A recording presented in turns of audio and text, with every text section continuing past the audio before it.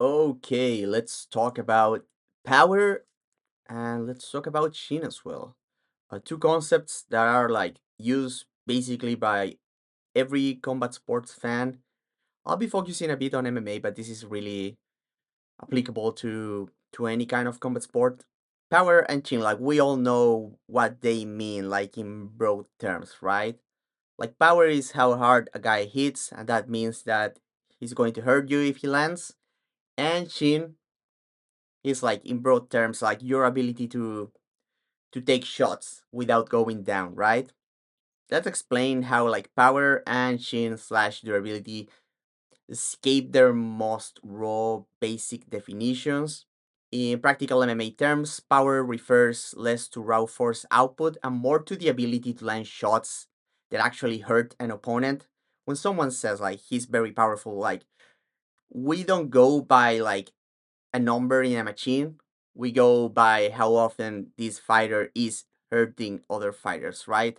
If Alex Pereira was hitting just as hard as he does now, but he was not putting people down, you would not say that he's like the most powerful puncher in the sport, right? Likewise, Shin and durability are more about survivability and recovery, more than simply absorbing blunt trauma, though physical like toughness plays a bigger role here than it does in the discussion of power. So let's like dive in a little bit into power. Like if we define power, and I know that power is the amount of work that you put out into time, right? But when people say power, like they talk about more like the concept in physics of force. But if we define power as the ability to land damaging shots rather than just accelerating a limb and putting mass behind it, we immediately see that many different factors contribute to it. Some of these factors are intertwined with Shin and durability, not separate from them. Let's begin with the part about like speed versus power. We often hear commentators, usually in the UFC. I don't know if this is like a talking point that is fed to them or is like a conclusion that they reach. I'm pretty sure I've heard like Michael Bisping and Paul Felder say this, which I don't think they are like bad commentators at their best. But you often hear in a matchup like this fighter is faster, this other fighter is more powerful. On principle, this sounds wrong, right? A fighter capable of generating more acceleration should, in theory, also be able to hit harder. So the faster and the more powerful guy should be the same one. But the reason this distinction exists in practice is because of other factors that intervene here. So first, we need to talk about speed as perception, not as raw velocity. In combat sports, speed is often about perception, not actual movement velocity. It's easier to accelerate a strike with a large windup, but that windup creates a tail, making the strike functionally slower in a real life situation. Some fighters specialize in throwing quick strikes with minimal windup, but also with minimal weight transfer. This creates the classic like fast but no power archetype, like Frankie Edgar or like early career Michael Bisping were accused of this like a lot of the time. Other fighters launch their whole body into strikes that are like announced but heavy, creating the like slow but powerful counterpart to that. Like um for example, Dan Henderson. No one like, especially because he's like so foot slow, so lumbering around the cage. He's not called quick very often, but the speed that he puts on into that overhand right hand is crazy. But you don't associate him with a very like quick fighter because he like has this big announce, so he has this like slow but powerful picture in people's mind. Power is not fully determined by athletic ability, though. Striking mechanics play a huge role. Cleaner paths to the target, better weight transfer, and fewer tells all increase practical power. If we remember that we are talking about power as the ability to hurt people. Mechanics are still constrained by the biomechanics of the user, coordination, proprioception, so they are not completely separate from athleticism. However, they have a lower ceiling. Most people can learn something approximating effective mechanics, but there are some real separators here. When it comes to coordination and proprioception, two factors separate like the guy that can punch hard and the guy that hurts. Because you know that there's the athlete that can punch very hard. You know they can punch very hard. And then there's the fighter who is like consistently finding kill shots. And these factors are timing and accuracy. Timing is helped by speed, but choosing the correct when is often more important than being fast. Landing at the right moment when an opponent is moving, planting, or transitioning massively increases damage. Accuracy is just as important. We regularly see big, powerful fighters struggle to finish because they don't land in the right place, even when they clearly hit hard. So, power is situational. Power is shaped by the situations fighters are able to create. Some fighters are very good at intercepting opponents, using their opponent's movement to create violent collisions, but struggle when they are forced to lead. Some rely on their length, landing strikes at full extension where their power peaks, but struggle when that distance disappears. Others can generate real damage only from one side or one specific strike, like guys who had like a devastating overhand, but they don't can't really put like good power into a straight right.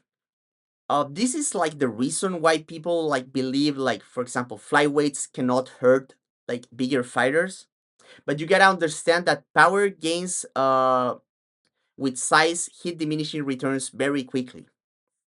So it's not like you put on the double amount of mass and you're hitting double as hard because you're not winning like double the speed and the acceleration in your strikes, and that's the more important part of the equation more than the mass, especially because you don't put the whole mass of your body behind a punch or a kick. Obviously it helps, but I'm saying it's not a linear gain there.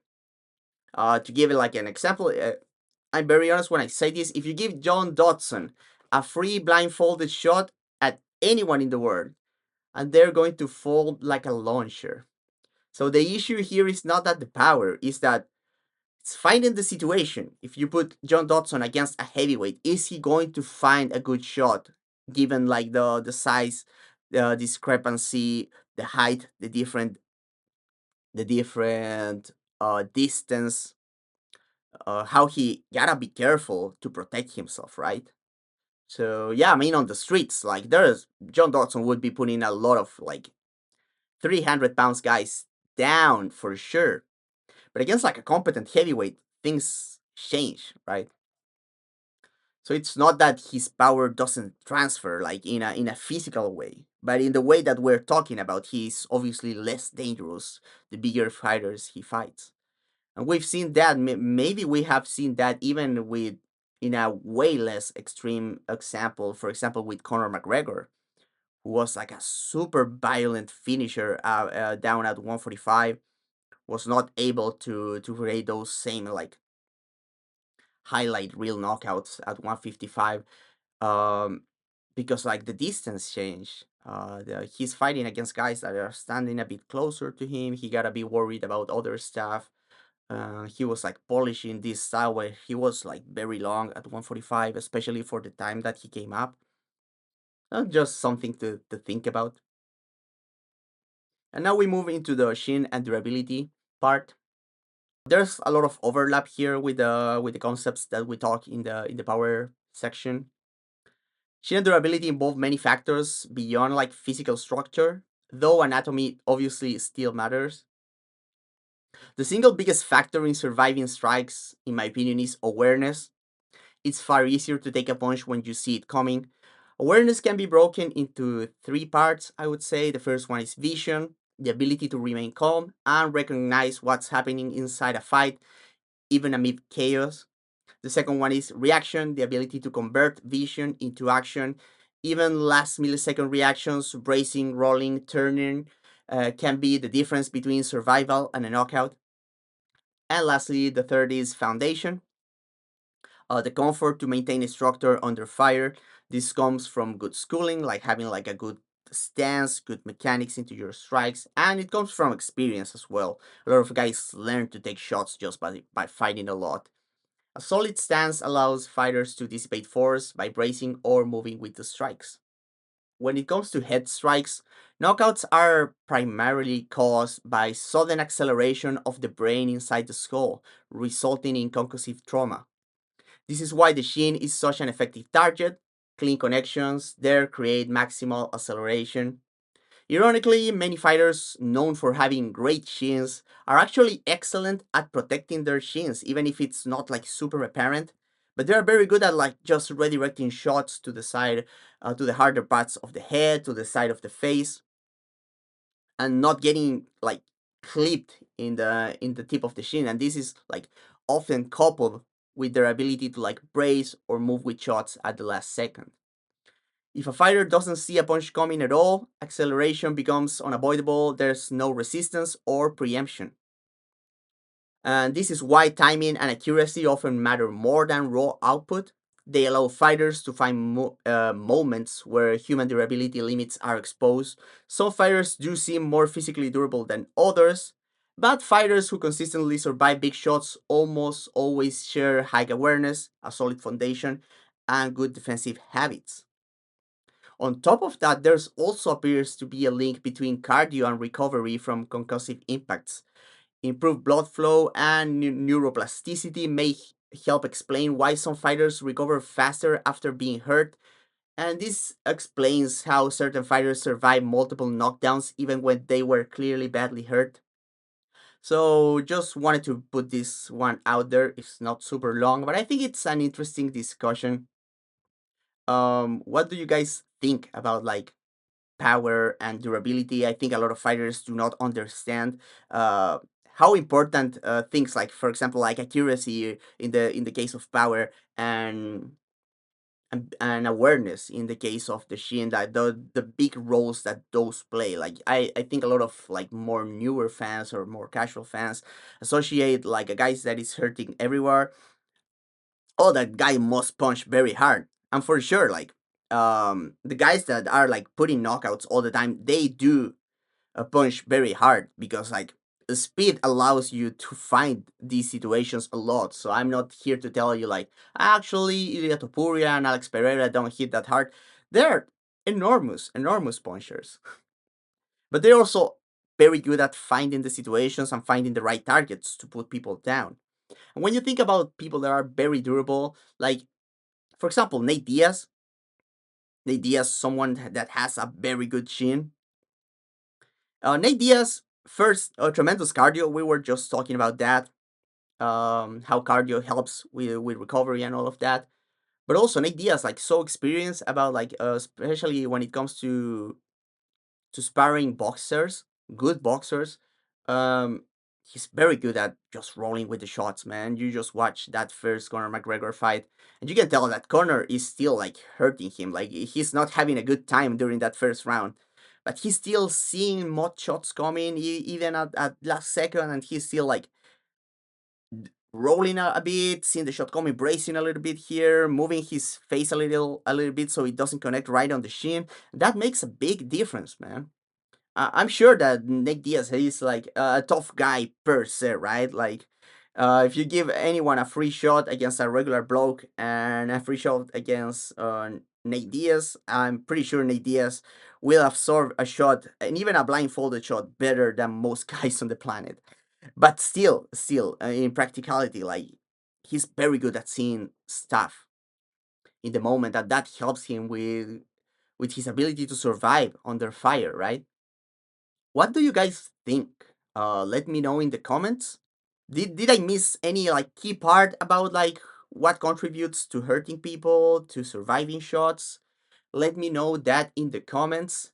If you guys enjoy these more like abstract podcasts that revolve more around like a topic of MMA more than like current MMA stuff, consider joining the Patreon because I'm starting a weekly series. So we're getting uh, a bi-weekly series, excuse me. So every 2 weeks you get a podcast like this exclusive to my Patreon followers.